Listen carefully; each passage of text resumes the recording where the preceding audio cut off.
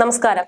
2000-ന്റെ തുടക്ക വർഷങ്ങളിൽ മലയാളത്തിലെ തിരക്കേറിയ നടിയായിരുന്ന നവ്യ 2010-ലാണ് ബിസിനസ്സുകാരനായ സന്തോഷ് മേനോനെ വിവാഹം ചെയ്യുന്നതും കരിയർ വിടുന്നതും.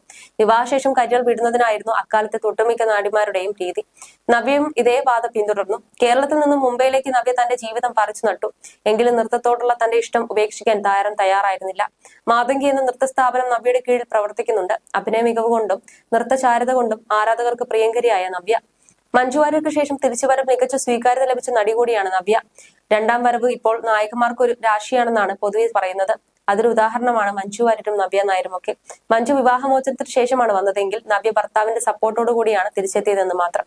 നവ്യയുടെ പുതിയ വാർത്തയാണ് ഇപ്പോൾ ചർച്ചയാകുന്നത്. ഇൻസ്റ്റാഗ്രാമിലും ഫേസ്ബുക്കിലൂടെയുമാണ് നവ്യ വിശേഷങ്ങൾ പങ്കുവെക്കാറുള്ളത്. കരിയറിലെ മാത്രമല്ല ജീവിത വിശേഷങ്ങളും സോഷ്യൽ മീഡിയയിലൂടെ താരം പങ്കിടാറുണ്ട്. വ്ളോഗിലൂടെയായി നവ്യയുടെ കുടുംബാംഗങ്ങളും പ്രേക്ഷകർക്ക് സുപരിചിതരാണ്. കഴിഞ്ഞ ദിവസം പങ്കുവച്ച ചിത്രങ്ങളാണ് ഇപ്പോൾ വൈറലായിക്കൊണ്ടിരിക്കുന്നത്.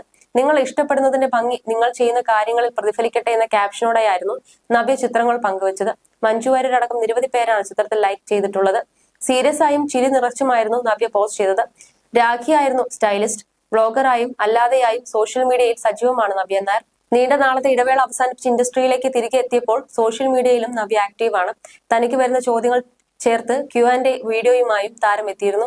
ജോലിയുടെ ഭാഗമായി മാത്രമല്ല ഫാമിലിക്കൊപ്പമായും യാത്രകൾ നടത്തുന്നുണ്ട് നവ്യ നായർ. വ്ളോഗിലൂടെയായി മാത്രമേ വിശേഷങ്ങൾ പങ്കുവെക്കാറുള്ളൂ. പുതിയ സ്ഥലങ്ങളിലേക്ക് പോവാനും പുതുരുചികൾ ആസ്വദിക്കാനുമാണ് ഇഷ്ടമുള്ളവരാണ് ഞങ്ങളെല്ലാം. എല്ലാവരും ഒന്നിച്ചുള്ള യാത്രകളെല്ലാം ഞങ്ങൾ ശരിക്കും ആസ്വദിക്കാറുണ്ടെന്നും നവ്യ വ്യക്തമാക്കിയിരുന്നു.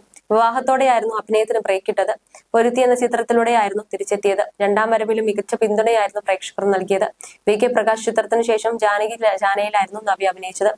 വരാഹമാണ് ഇനി വരാനിരിക്കുന്ന ചിത്രം. കുട്ടിക്കാലം മുതൽ ഡാൻസ് പഠിച്ചിരുന്നു നവ്യ. തിരക്കുകളിലായിരുന്നപ്പോഴും നൃത്തം കൂടെ ഉണ്ടായിരുന്നു.